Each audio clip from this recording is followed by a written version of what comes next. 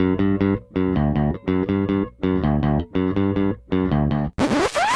there, this is Jay from Filmstrip dropping in to let you know you're about to hear a classic episode from our archives.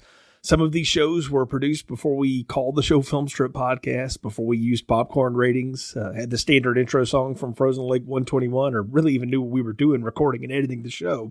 However, there's a lot of fun in them, and we hope you enjoy. Just wanted to let you know in case you noticed the differences. Now, on to the show. I'm not making this up.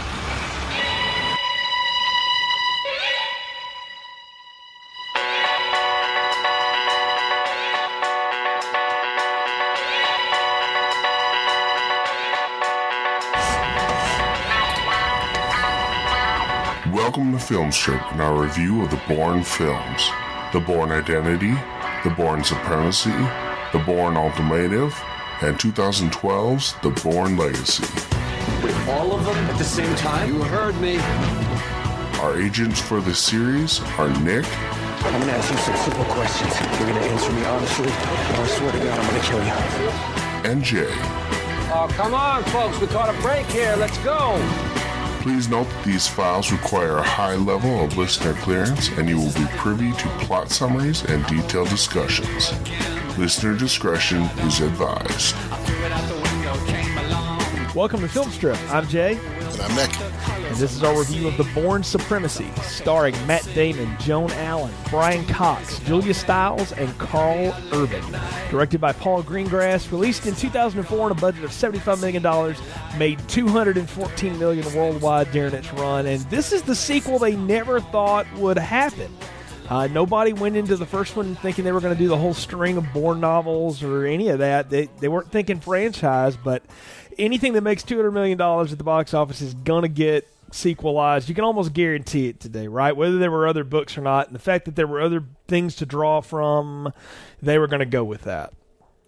From everything but you got to remember, though, with this movie, it's a pretty loose adaptation of the Bourne Supremacy novel. Basically, you probably got about 1% of the novel in this movie.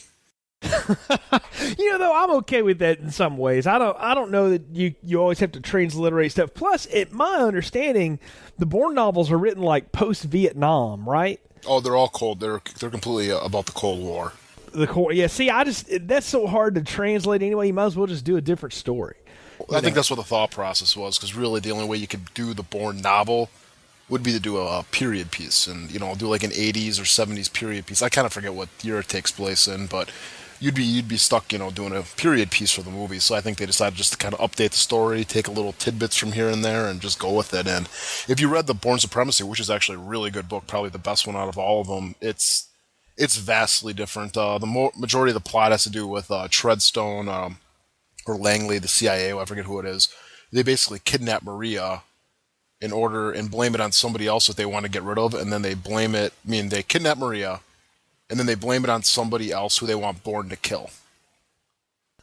So you got like all this kind of back and forth, and it's all about like, I think Chinese communists and stuff. It's been a long time since I've read it, but it is a very, very good book, and I recommend it. I mean, I recommend it as much as I can remember. I just remember when I finished it up, I really liked it. So, I mean, take it for what it's worth, but it's a good book, from what I remember. Oh, that's cool. That's cool. And like I said, I understand it's a fairly loose adaptation. We got to talk from the top, though. Different director this time around, Paul Greengrass. Now, where are you on him? Have you seen any of his films? I'm sure you have, but I mean, what of his stuff have you seen? What do you like? I've seen these two. I've seen Green Zone now, and I've seen part of United 93. That was just... I started watching, it was on TV, and it was really well directed, well acted, everything, but it's not my cup of tea. It's too realistic and something I don't really want to relive, so it's like, I'm just not going to watch it. So, but that's my Paul Greengrass list. Can I tell you, the only thing I've seen of his, besides now having watched this film and then you'll watch the next one, is United 93. I didn't know him from anything but that. And I thought that was a very powerful, evocative film, but it was also one that I can't watch very often. But I do praise it for its realism and for the way he took it in there. But I think the biggest thing is his whole idea of direction versus Doug Liman's is completely different. Doug Liman would sit back and let everything sort of unfold in front of you. Paul Greengrass gets in there and you get the standard action shaky cam. You get a lot of close-ups, a lot of cuts. It's a different aesthetic all the way for this movie. Oh, I call it a very kinetic movie. It's very fast-paced, and it's almost like done in a documentary type way. It makes you feel like this is actually going on, and you're following him. And I think a lot of the stuff that we kind of complained about with the Bourne Identity, mostly the last action scene with him falling down with the unrealistic approach that they took, is basically gone in this movie. I mean, this is very realistic, very grounded movie, and it's a very different movie too. Yeah, it's 10 minutes shorter too, we should say. I mean, it feels like it moves faster because it actually is. I mean, and 8 of that is credits by far. So I mean, it's an hour and 40-minute film. I mean, it's pretty tight. And I think that's one of the things I appreciate about it. That's often the problem of the action sequel. And, of all the things we've done here, we have never done an action sequel in the film strip lexicon until now, I guess. So, I don't know. If you want to call Aliens 2 an action film, you can, but it's not an action series. That, we know that. So, it's always hard to keep it up, right? Like, I think of Die Hard 2, often as sort of my go-to of a film that had a hard time trying to keep up with where it came from. But this one, it does a pretty good job of it. And I think it's the way that, much like the Bourne Identity, it just throws us into this thing. So let's get on into this and talk. Let's go through a plot summary, I guess, first, and then we can talk about the movie. So it's been 2 years since the events of the Bourne Identity, and Jason Bourne, along with Marie, are living in incognito in India, where Bourne is still haunted by his past as a black ops agent. In Berlin, CIA Deputy Director Pamela Lundy runs a buy operation, spending $3 million to purchase evidence to expose a mole within the agency who allegedly stole $20 million in allocation from Congress 7 years before.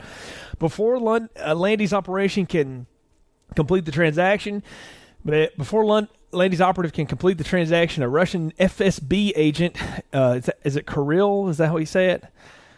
Kirill, who was hired by a foreign oil magnate, infiltrates the building and plants Bourne's fingerprints at the scene, kills the operative and the seller of the information, and makes off with the evidence and the money.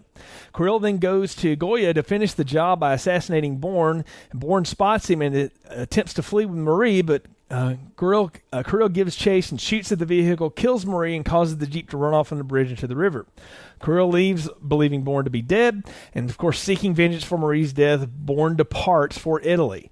Landy follows the planted fingerprint lead and gains security clearance to sift through CIA's archives to investigate Operation Treadstone, and she stumbles upon evidence implicating Alex Conklin, and she questions his old boss, Deputy Director Ward Abbott, again, Brian Cox returning, and he only admits to vague details. She then gives the report to her supervisor, and who advises her that some years back, a Russian politician acquired proof of the identity of the thief who stole the $20 million. And when the Russian threatened to make it public, he was killed along with his wife in what appeared to be a murder-suicide in a Berlin hotel room. Landy suspects Bourne and Conklin were responsible. The meeting is interrupted with a report that Bourne has just been detained in Naples, and Marshall orders both Abbott and Landy to go and apprehend Bourne. Meanwhile, Bourne incapacitates the consulate field officers questioning him, copies his SIM card from a cell phone, and learns of Landy and her suspicions when he eavesdrops on a phone call. He then heads to Munich to interrogate the only other living former Treadstone operative, a man named Jarda, who informs him that the program was shut down after Conklin's death. Jarda alerts the CIA of Bourne's presence and then attacks Bourne, and after a brief fight, Bourne strangles him to death and then blows up his house in order to avoid capture by the incoming CIA team. In Amsterdam, Landy and Abbott question the former Treadstone support technician Nikki Parsons and bring her along with them to Berlin. Believing that Landy ordered the hit in India, Bourne calls her and arranges to meet Nikki, and after he abducts her, Nikki tells Bourne that Abbott was the true mastermind of Treadstone and not Conklin. Next, Bourne visits the site of his first mission, the Brecker Hotel in Berlin, and recalls that he killed Nesky and his wife on Conklin's orders and made it appear as a murder-suicide. Abbott kills his assistant when the man shares his suspicions of a conspiracy, and Bourne breaks into Abbott's hotel room and records an incriminating conversation between him and the oil magnate, in which they discuss their roles in the theft of the $20 million. Holding Abbott at gunpoint, Bourne secretly records him confessing to the whole ordeal and the murders of the agents in the buy operation, and he lets him live only because he says Marie wouldn't want him to die. But of course, Landy shows up and Abbott commits suicide. Bourne later mails her the tape of his confession, blowing the lid on the whole thing. Bourne then travels to Moscow to find Irina Nesky, the orphaned daughter of the two Russians he killed. Kirill tracks him down and shoots him in the shoulder, and they, along with the police, engage in a high-speed car chase, which ends with Kirill seriously injured after Bourne smashes his vehicle into a concrete divider. Bourne finds Irina and confesses to her his part in her parents' death and apologizes. Lady uses the tape of Abbott's confession to have the Russian oil magnate who's behind a lot of this arrested, and 6 weeks later in New York, Lady receives a phone call from Bourne. She expresses her gratitude for the tape and tells him that his real name is David Webb and that he was born in 1971 in Missouri. She also thanks him for providing her with information about Abbott, and Bourne replies simply, "Get some rest, Pam. You look tired," revealing that he was watching her from another office all along. And that is the plot summary to the Bourne Supremacy. I think you described it best, Nick. This is a kinetic movie. I mean, this thing is jumping continent to continent all over the place. When we talked about the Bourne Identity, you said it was kind of a bigger movie. I thought it was kind of smaller. This one seems a lot bigger to me, just because, it's a lot more jumping around. I mean, you got a lot more callbacks over to Langley, especially with Pamela Landry. I mean, she's a lot more... I mean, even her character is a lot more kinetic than Chris Cooper's character was last time. Yeah, she's a different bureaucrat all the way, you can tell. And one that you get the sense is not really in all this cloak and dagger way of doing things. I mean, maybe in some way, well, I shouldn't say that because she's doing the buy operation, but she's not in all this training hitmen to go and throw coups around the world. That's not really how she seems to operate.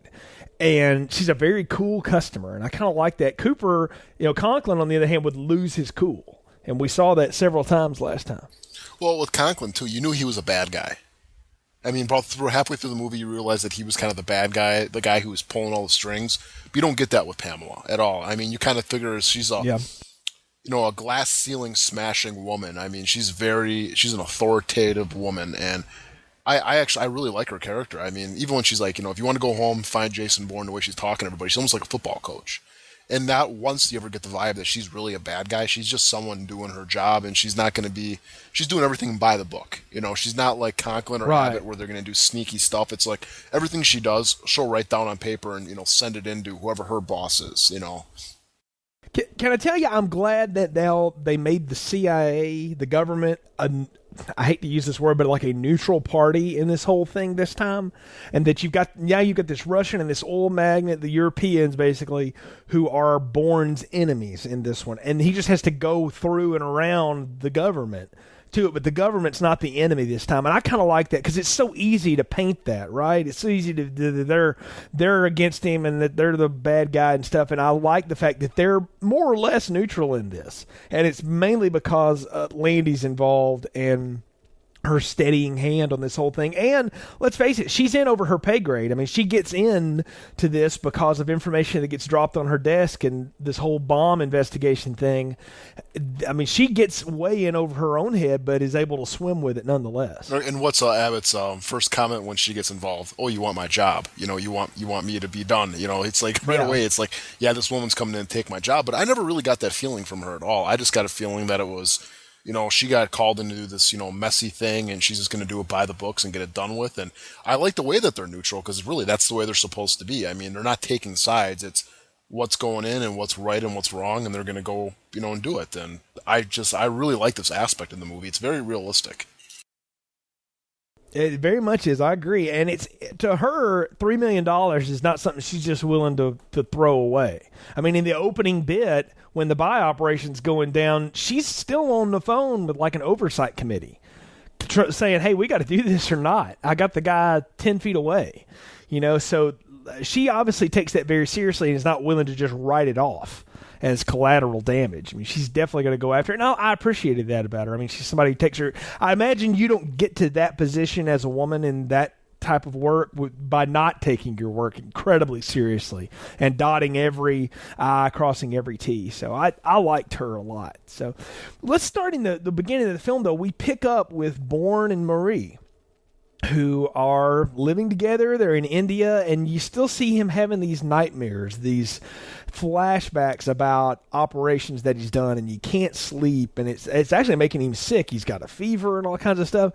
What did you think about where we picked up with these two, and the fact that we did pick up with them I like together? it. I mean, it makes sense that they would be, staying off the grid and everything, because he knows, whether he knows directly or it's just intuition that he had from his training that, he needs to be off the grid because, the CIA, whatever, they could always pop up and come back after him, or maybe another group, So I liked it, and I believe in their relationship. I mean, from the last movie, and just even how they're acting now, where he's waking up in the middle of the night and she's comforting him and everything, and it's a really well done scenes with them in the beginning of the movie. I mean, it kind of makes it a little bit unfortunate that she gets killed off pretty early in this movie, because I really like the way the rapport that they have with each other.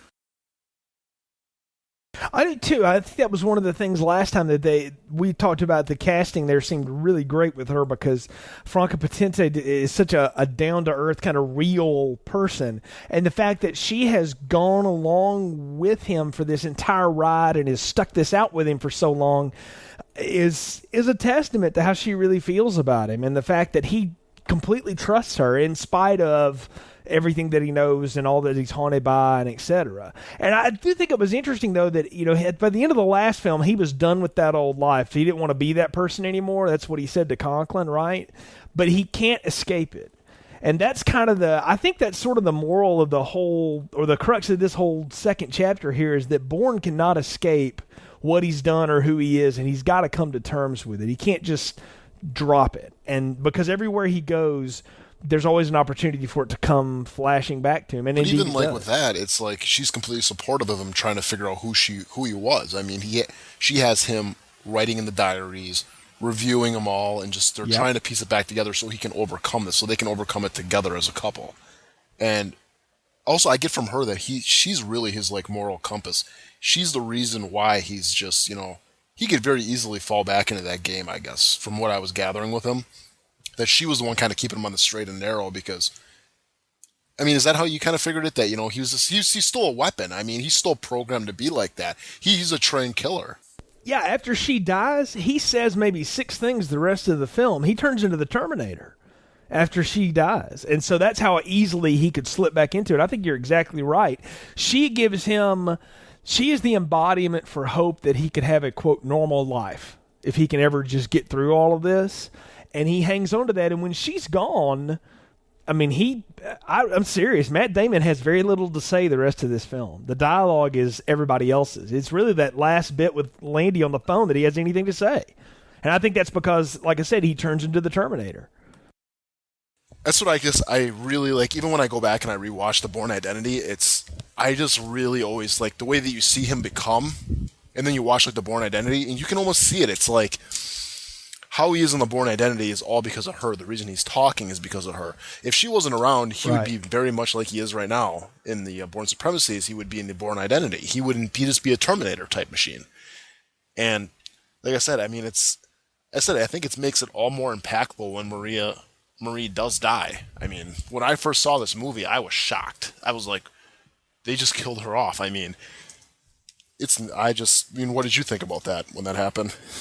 Well, it's mind blowing. It absolutely. I did not see it coming by far. I mean, I knew something was going to happen, because the way that all goes down is they set up this Kirill guy as a Russian operative who's been hired by this oil magnate he kills the mole and the buyer in this CIA buy thing, and he sets up the bomb and plants a fingerprint. I mean, he don't even have to tell you what all that is. You know he's planting stuff about Bourne. And then he's sent to India to finish it. And he goes there, and, I mean, as soon as Bourne catches him, he knows. I mean, what does he say to her? It's like it's the wrong guy in the wrong town in the wrong car. Like, he knows that's one of theirs. He knows that's one of somebody like him. So they start running, and I think the really kicker part about when she gets shot is they're having like a really dark conversation and really intense one. And she essentially says, yes, I still believe in you, and then boom, she gets shot in the back of the head. That came out of nowhere. I really thought he would shoot into the car and would hit like her in the arm or something. I did not expect. Well, I thought originally that they were just going to have him jump out of the car and then she takes off for a while, like they did at the end of the last movie. You know, just her disappear from the movie, and then it'd be something for him to go back to. But it's like, as you watch it, though, you realize that once she was killed, that was like all that was really, you know, human left in him is gone. It's like they just took it away with one gunshot, and it's like, right? Yeah, they're kind of reaping what they're, you know, what am I saying?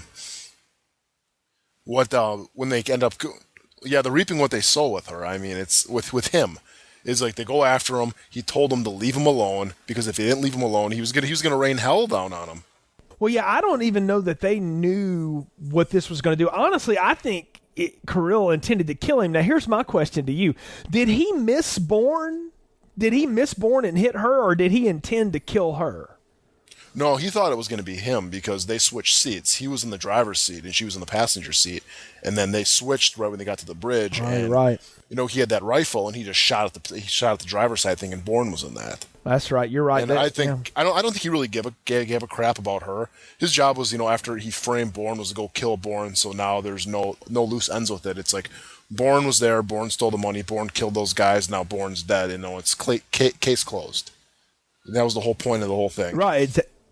Yeah, exactly. It was to lay the blame somewhere else. So, and what we know is that this is Abbott and his guys controlling this whole bit, along because this is how this oil magnate basically came into power, was a good bit of this seed money, and you can also get the sense that like Bourne's $5 million that he's been running around on was this money. You know, it came out of this pile or whatever. So they're all tied to it. So they figure, hey, this is the best scapegoat ever. He's already on everybody's list because of what went down 2 years ago. Now we just totally pin it on him, and then this will be it. And I mean, it's a genius plan by the bad guys. I mean, I think it's good, but boy, they had no idea what was coming. Now, we got to back up for a second and talk about the Russian agent, Kirill. Karl Urban. Judge Dredd himself coming up. The Doom guy. I mean, I think he's been in a lot of stuff. I shouldn't just label him as such. Bones. He's the new Bones. Is he? I didn't know that. Yeah. So, that's right. He's the new McCoy. You're right. I totally forgot about that. This guy to me, it may be one of the worst actors I've ever seen land in a lot of big budget. He was movies. in Lord of the Rings too. He's not particularly good though. I mean, I'm not going to try to dog the man because obviously he's had a good career, but I just don't find his performances all that compelling. Do you? I thought he was fine in Lord of the Rings. You know, he played the I forget what the character's name is, but the overprotective brother of Miranda Otto's character. I barely remember him. There's so many people in the. Yeah, he was the guy with the long blonde hair that was on the horse. He was one of the Rohan soldiers. Ah, okay. Yeah, I remember him in that. Doom. Doom sucked. Yeah, that was bad. That wasn't his fault, though. I don't blame him for that. That's not his fault. That was a terrible idea. But then he was in Star Trek, and I thought he was good in Star Trek. I thought he did a pretty good, McCoy. DeForest Kelly. Yeah, it was okay. I don't know, that Star Trek movie. Maybe someday we'll get around to those, and not the whole series, just that new one. I don't ever care to watch Star Trek 5 again, but but we can talk about this some other day. But I don't know. I think the funny thing to me was he has maybe 4 lines in the whole film, and I think I texted you and said, yeah, and it's 3 too many. Like, I'm okay with him being the silent hunter type. I kind of buy that because he does look like an action star. Just like he could handle himself in a fight.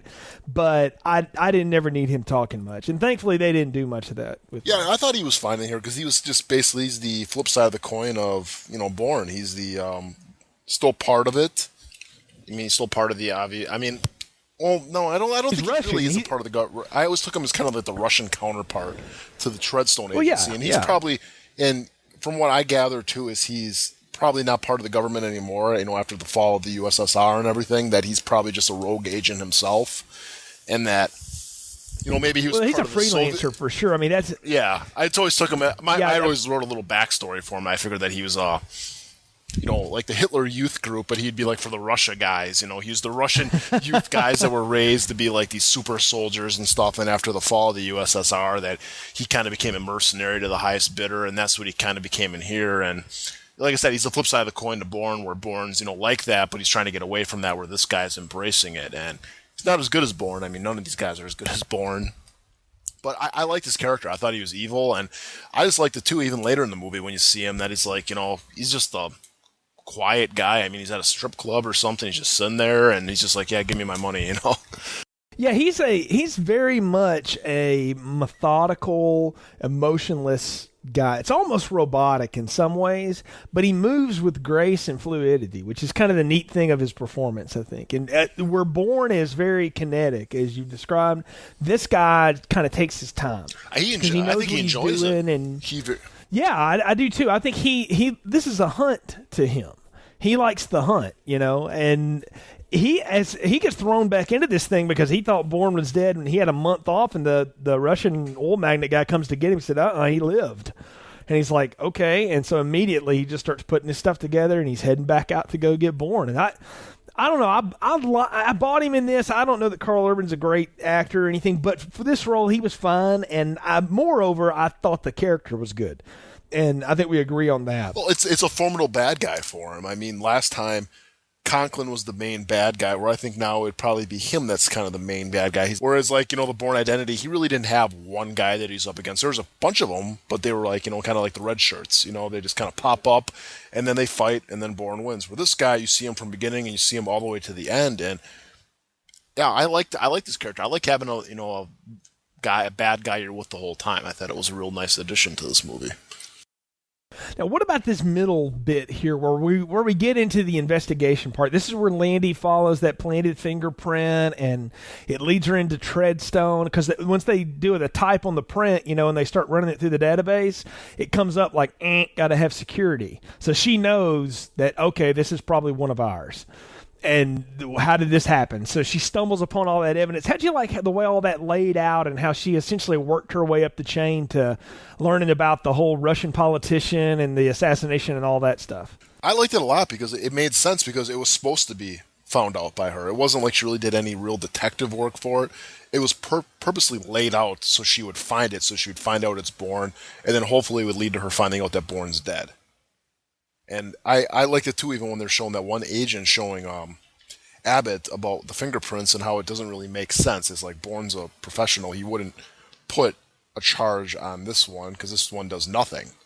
And it's like you realize that it was like they only did that so his fingerprint would be around for them to find. And then it makes sense that, okay, well, Landry got the fingerprint, ID'd it, got Bourne. She went and got her clearance because he, got the clearance and found out who it is. I mean, it was all kind of laid out for her to figure out. Whether it was her or whoever was investigating, not her directly, but whoever was investigating the case would find out who Bourne was, and then later find out that Bourne was dead. Or if they would go hunting for him themselves, be chasing a ghost for 30 years, like they said in the movie, where it's like they kill him, they don't know where he is, so now they're going to send out people looking for him, and he's dead. They're not going to find him. So it was a very clever plot. It was very well thought out, but it's a great way to misdirect their biggest obstacle in the office, basically. And here's what I like, the way that they sort of retcon and tie back into the previous story. I mean, you have a cameo by Chris Cooper in one of Matt Damon's flashbacks where they're riding to this undisclosed location to do a job, and you later find out it's to kill the Russian and his wife. And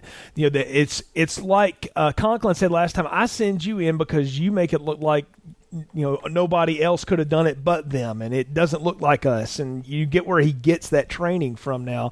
And I liked how they sort of circled back around on all that we've gone back to the beginning, basically, for Bourne, and that Bourne's reoccurring nightmare is his first mission. His first big mission. And I don't know, I thought that was neat that they would come back to that moment in time of all the things he had presumably done as part of Treadstone. And we just don't know how many years he was involved in it, do we? No, not really. I mean, I always figure it's probably, I don't know, maybe like 5 years or something maybe he was involved in it. Not very long, but it wasn't very short either. It was like, a good chunk of time, so. Yeah, it was long enough to have made enough enemies and friends and places to hide, know his way around, you know. He'd been in long enough to do that. But, yeah, I liked how they tied all that back into Conklin before, and how, like you said, they basically lead Landy down the path to realize, well, that this was a Bourne and Conklin thing, and so now I've got to figure out what happened to Bourne. And she, like you say, is supposed to find out that he's dead, but, he's not. Yeah, it's, well, how did she first find out about it? Well, because when she is sitting there in Washington arguing with Abbott about all of this stuff, and with her boss, Marshall, the Director Marshall, Bourne allows himself to get caught going through the airport. And at first I thought, man, what are you doing? Have you just totally lost your mind? And then I said, wait a minute. He got caught because he wanted to get caught. Now, why did he want to get caught going through Naples? You know, that's what I was trying to figure out, and that's what sends them in motion to, okay, we got to go get him. You know, that's how she finds out he's alive, and really how the rest of them find out he's alive too. Yeah, he totally put it. He allows himself to get caught. He put it in motion because that way he can figure out who's coming after him, what's going on, who sent that one guy to kill him, because he doesn't know at this point really what's going on. So he's thinking that, you know, Langley is sending all these people out to kill him again.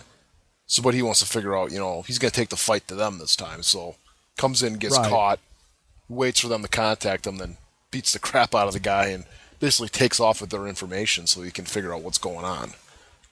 What do you think of the tech in this one? You know, we didn't talk much about the tech that he uses in the last one because it was pretty low tech for the most part.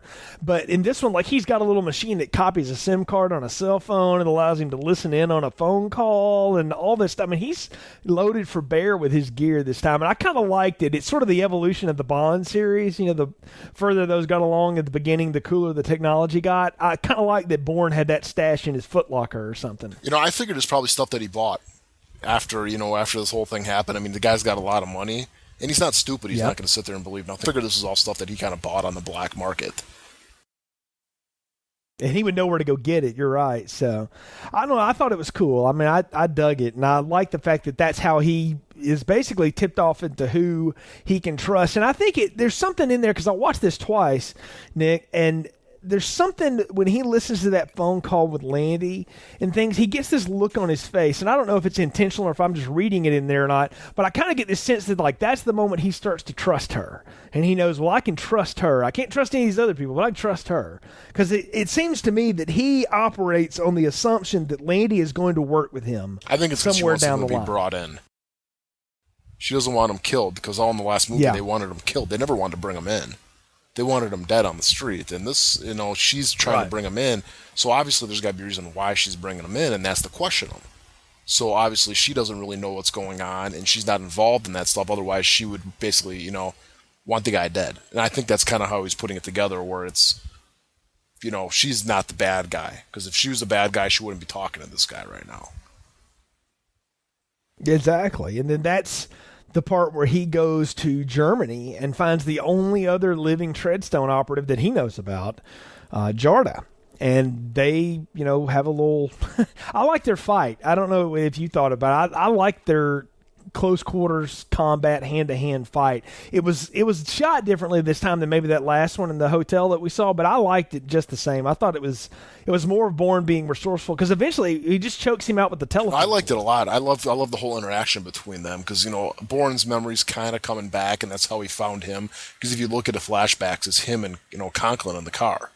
So I think, and then even asks him, you know, I thought you had amnesia or something like that, and he's like, well, some of it's coming back. So it kind of gives reasoning to why he knew where he was. Right, and that's the thing, is he learns that Conklin's dead. He didn't know that, and I did like the fact that he wasn't aware of that, and because I thought he would have known, you know, because he was right there. But I guess he got out of Dodge before Conklin got shot. But I don't know. I thought that was kind of cool. Yeah, I like it when he got in there too. Like, the guy grabs his gun and it's like, I know where you kept your gun, man. The bullets are out. And he's like, yeah, it does feel a bit light. And then you find out, well, no, he knew he was in there the whole time too. That's, you know, he sent the word to, you know, the CIA or Langley that, you know, Bourne was there, or there was somebody there. So now they're coming for him and stuff. And, you know, they get into a pretty cool fight. I like the way Bourne, you know, handles even the whole room where he puts the magazine in the toaster. Yeah. Don't you wish George Lucas had been watching this when he staged some of the prequel fights between the Jedi, you know, particularly Obi-Wan and Anakin? Like, it should have been more like this and less like a video game in lava. Oh, anyway, I digress. But I mean, really, I was watching this going like, these are like Jedi Knights. They know every move they're going to make 7 minutes before they make it. Which is cool because, again, it gives your protagonist formidable foes every time they come up to a boss fight, if you will. It's somebody that they can match with, and you just hope the protagonist is the best of all of them, so he ultimately gets the best of them. But there's times when he's in trouble. I always took it at this guy too. I mean, when we saw Conklin get killed, I always kind of took it that this was kind of a little bit of a retcon, that this guy was probably the one that killed Conklin. And then, kind of went into it. I thought about that. Because, he said he's the last one. So I always kind of figured that, and then when he watched Bourne Identity, there was only one left. So I always kind of figured that they did maybe a little bit of recasting here or something, and this is supposed to be kind of the same character. Yeah, I think that's what they're trying to do. But I don't know. I also took that what he was saying was a lie, that he was the only other living one. Well, we know for a fact that was a lie because the whole tagline of the new movie, Bourne Legacy, is there was never only one. So there are a bunch of them out there. There's just maybe this is the only other one Bourne knows about, or at least that he can remember at this point. Yeah. So, but I like the fact, though, that you really can't believe anything these guys say, and they almost know that they're just lying to each other, but it's in code. They know how to lie to each other to get each other to different places. But he might actually think that too. He might have been told that he was the last one. I mean, I doubt these guys are in on all the secrets or even know who all the assets are. I think the only reason Bourne knew who this guy was because he did a mission with him, because this guy was obviously, he's been around longer than Bourne. I mean, I think he's probably one of the first guys, and, that's why he was Conklin's driver or the one dropping Bourne off. I mean, I always figured that he was before Bourne.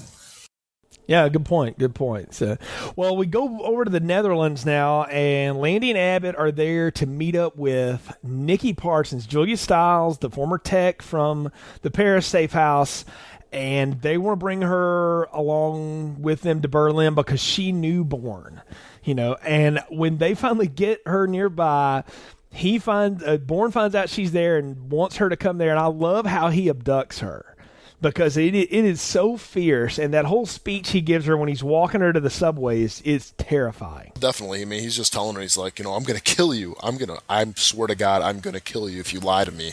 And you got to feel bad for her because she gets totally pulled in this thing without any consent on her own. I mean, Bourne sees her, when he's talking to Pamela Landry and stuff, and he's, put up on top of the adjacent skyscraper, and he's got a sniper rifle aimed right at her, and they're talking about it and stuff, and he's like, well, I kind of remember Nikki Parsons and stuff. She was around, in the last movie, and I kind of know that she has a history with me and stuff, so you got to send her. And she's like, how do you know we can find Nikki? Well, she's standing right next to you. Yeah, that's another one of those moments where they realize they're not going to be able to get the drop on this guy, and he's playing them the whole way. Yep. And I like that she's the one that really reveals to him that it's Abbott who's behind Treadstone, not Conklin, and that there's no file about Bourne being in Berlin. She doesn't know what he's done, but that Abbott's the one that's been in control. And that's the big reveal, is that this is the guy who's the real mastermind, the real evil of this. And that often happens in the action sequel, and I like that. I thought that was cool because, I mean, we've known Brian Cox has never played a good guy in his career, I don't think. And I kind of knew he was going to turn out to be dirty. He's just waiting for it to happen. And now you find out why. It gives you so much more insight into why he would have had Conklin killed, why he's done everything he's done in these two movies. No, definitely. He's always been the big bad. I mean, you don't really see it in the first movie. You always figured he was the one kind of just, who had this little operation going on, and Conklin was a little bit, out of his mind. But now you see that, he's even worse. I mean, he was the one that called the hit on Conklin that we saw, and he might have been doing it back then just for this, to get this money and everything. Because I always figured he kind of wanted this money because he kind of wanted to get out of the game. That I figured he was getting this $20 million to retire and then just be done with this crap. But, he's an evil man. Well, here's the thing. What was the 20? That's the thing I'm a little fuzzy on still, because I think I told you earlier, I think there's $20 million. Part of it got paid to, Bourne and Conklin and different people, but I think part of it went to this Russian oil magnate, and they set him up because he's going to have some influential role in their government somehow, and there's going to be some kind of illegal arms deal with it. I was a little fuzzy on all of that.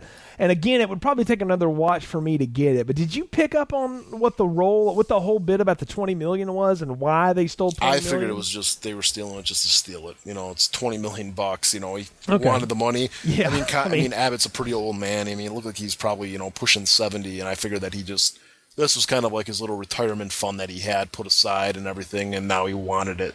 So. Everybody else be damned. He's going to get his money and take out everybody else with him and retire and live out the rest of his life with his grandkids or something. Well, that does make sense. And you know what? I said before, we don't know how long Bourne's been in this. It's at least 7 years because this $20 million theft happened 7 years ago. And we understand this is Bourne's first mission was to go kill this Russian guy, this other Russian who supposedly knew who had worked out and stolen that $20 million and was going to rat it out. So, I don't know. I liked the fact that it is Abbott who's behind all of it. It would take somebody that high up to pull all of this stuff off.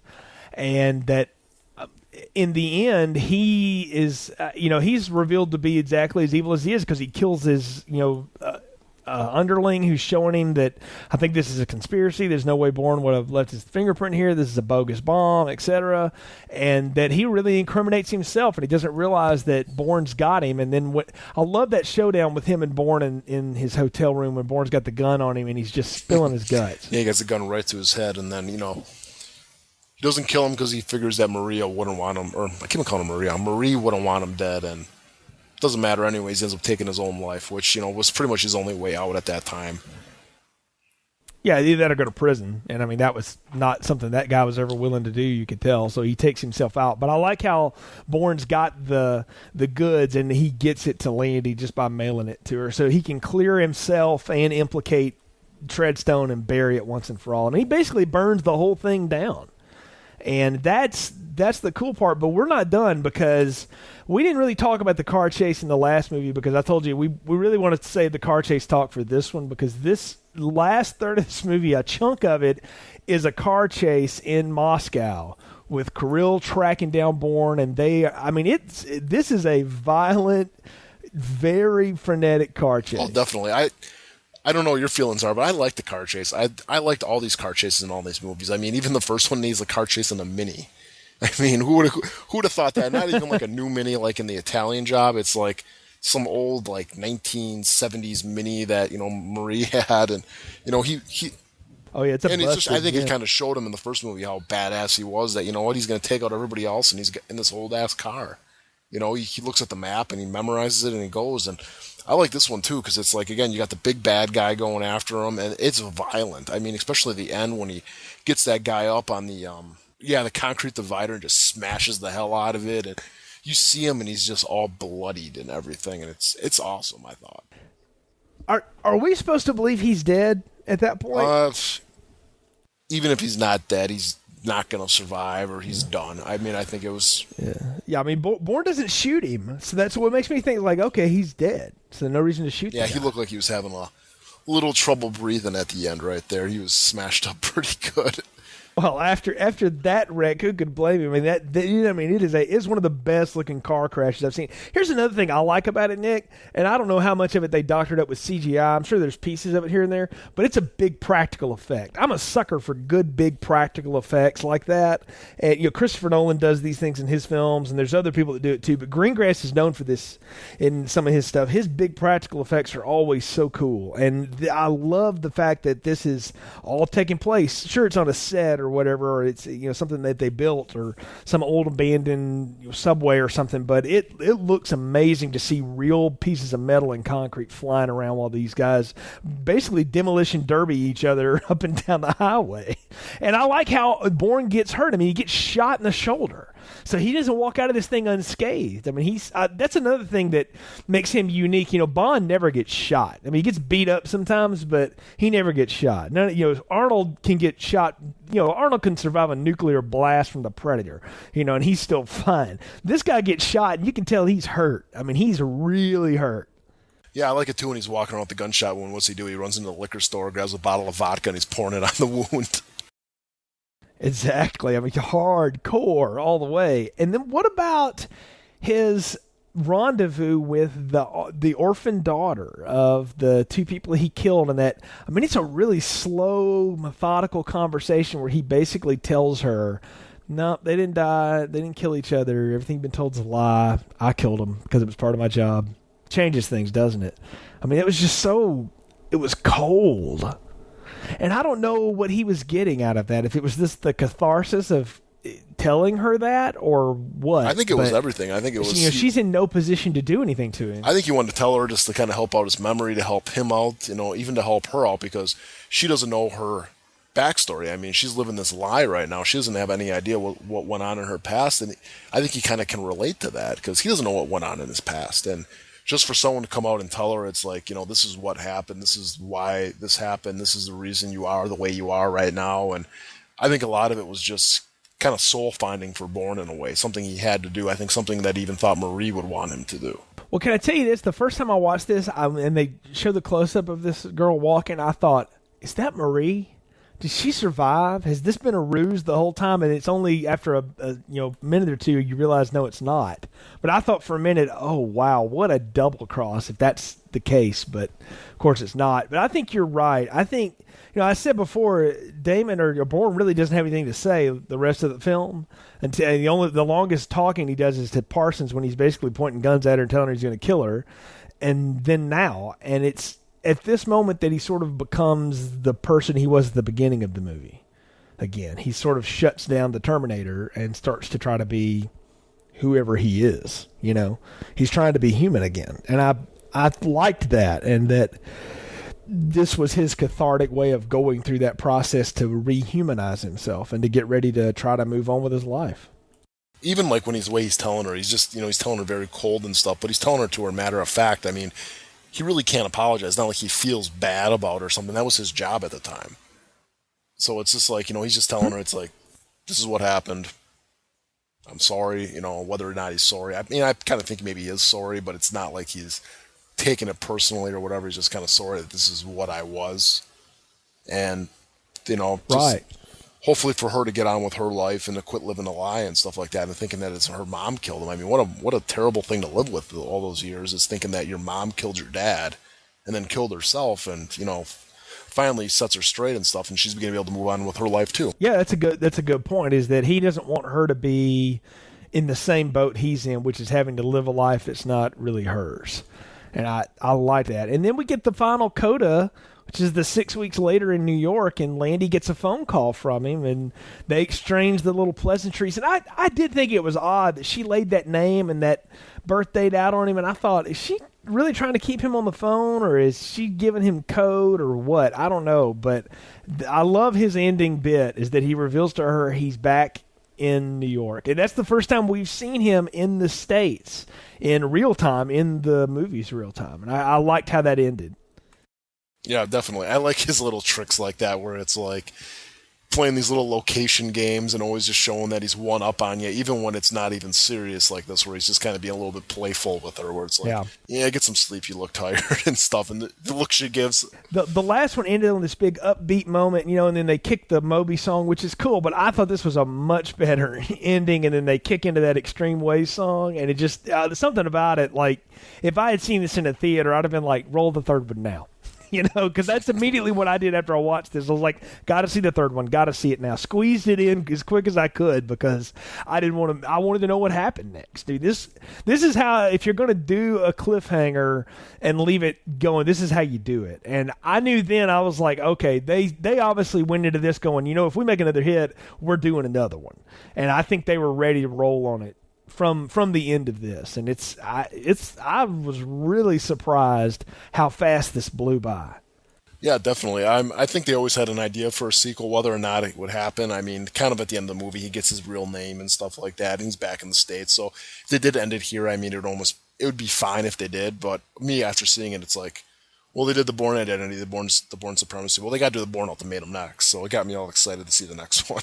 Right. It definitely got a lot more than just us too, or just you at the time, because a lot of people turned out for the next one. We'll get to that next time. But I think we're at the point of the podcast, Nick, where we give our final recommendations, thoughts, and popcorn ratings for the film. So, what are yours for the Bourne Supremacy? Bourne Supremacy. I don't like it as much as the Bourne Identity. I think the Bourne Identity is a little bit more of a fun movie, where this one's a lot more, we almost can kind of compare it to the Russian counterpart. It's a lot more methodical. It's a lot more, almost like evil in a way. I mean, it kills off Marie, and it changes the tone up a lot, where the last one was kind of more of a conventional movie. This one's more of a documentary feel, but I do like it a lot. I think it's a very good entry in the movie, and for me, I will give it a large popcorn. I will join you in that large popcorn as well. I like the first one a lot. I happen to just think that's just a good standalone. I don't know that this one would work just by itself. I think you had to have seen the first one and may have intentions to see the third one if you really want to get through it. And because of that, it's a tough thing to judge. But just on its own merits, this is a really good movie. It's a good, tight script. They throw in some surprises, and they definitely keep you off your guard or on your guard with that killing of Marie and some of the other things they do. I like the action. I like the change in direction with Greengrass. I like the way he's taking it, and I thought Matt Damon's performance in this was outstanding. I thought he was fantastic, even with less dialogue, and I happen to think he's somebody that can do dialogue-heavy films. But this one was a lot of fun. I really enjoyed it. I'm going to give it a large popcorn as well. It's not as good as the first one, I'll say that, but it's a very good sequel, and it's hard to get as good a sequel as this in a film series or an action film series. Most of the time they really start dropping off the cliff pretty quick. This one is definitely setting us up for what I've got to think is going to be a real great finish in the Bourne Ultimatum, because whatever we think of the Bourne legacy when we get around to it, its ties to these other three are going to be loose, to say the least, they say. So I think for a second chapter, hard to do better than this. So I'm with you. I recommend it and give it a large popcorn as well for the Bourne Supremacy. Folks, thanks for joining us on this latest review of Filmstrip. You can find more reviews at our website, continuousplaypodcast.com/movies. Check out our archive section. You can also check out our sister podcast, The Art of Slaying, a Buffy the Vampire Slayer retrospective, where we review every episode of the Buffy the Vampire Slayer TV show. Until next time, for Nick, I'm Jay. Thanks for tuning into the review of the Bourne Supremacy on Filmstrip. Thank you for listening to Filmstrip. All material discussed in this podcast is property of the respective owners, and any discussion of these materials is for entertainment purposes only. Filmstrip is a movie review podcast produced by Continuous Play Podcast, copyright 2012.